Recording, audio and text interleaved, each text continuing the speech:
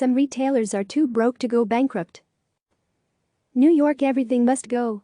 Store closing sales are crucial to the nation's retail economy. They help liquidate slow-to-sell inventory, and in many cases, they fund a company's operations through bankruptcy. Without liquidation sales, retailers would find it much tougher, if not impossible, to stay in business during a reorganization. The coronavirus pandemic is making retail bankruptcies more likely. But, ironically, it could also make bankruptcies more difficult and lead to delayed filings. With much of the United States still limiting non-essential businesses, and with shoppers nervous about visiting open stores, closing sales are much more difficult to hold. On Monday, J.Crew became the first national retailer to file for bankruptcy during the crisis. Experts say they're certain it won't be the last. But they also say many retailers are likely holding off filing until they are able to make plans for the stores they need to close during bankruptcy.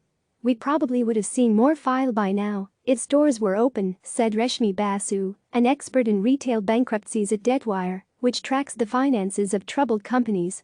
We're clearly seeing a lot of companies engage bankruptcy advisors. But it's not a great time to file. A lot of companies are on hold because you can't get the money you need coming in from liquidation sales. Numerous national retailers are reported to be close to a bankruptcy filing. JCPenney, JCP, disclosed on April 15 that it missed a debt payment and that it was looking at strategic options during the 30-day grace period to make that payment. According to published reports, Neiman Marcus also is close to filing. Neither JCPenney nor Neiman Marcus are commenting on their plans. Filing for bankruptcy does not need to be a death sentence. Companies can use the process to close unprofitable operations, shed debt and other liabilities, and emerge as more profitable companies.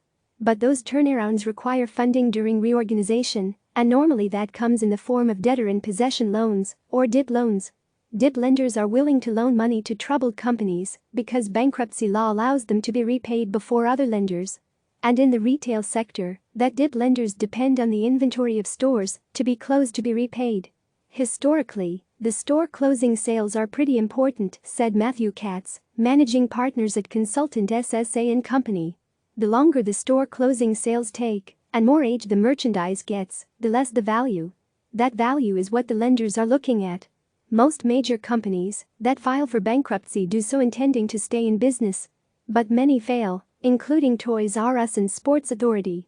Once a company files for bankruptcy, the clock is ticking on its effort to win approval of the bankruptcy court to stay alive. After 180 days in bankruptcy, a company's creditors can push the court to halt the reorganization effort and start the process of liquidation. Some stores that have been closed because of stay-at-home orders and orders mandating the closure of non-essential businesses are slowly starting to reopen this week. But for many stores and malls, it remains to be seen how many shoppers want to return, particularly to troubled department stores that sell few essential items. The problems facing traditional brick-and-mortar stores didn't start with the COVID-19 crisis. A record 9,275 major retail stores announced closings last year, according to Coresight Research, which tracks such announcements. Things will only be tougher for traditional retailers in the months ahead, with many customers struggling during a period of record job losses. The growing use of online shopping during stay-at-home orders doesn't help either. But filing for bankruptcy to stay in business is a lot more difficult than it used to be.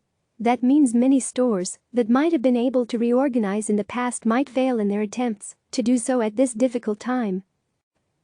Click subscribe to receive the latest news.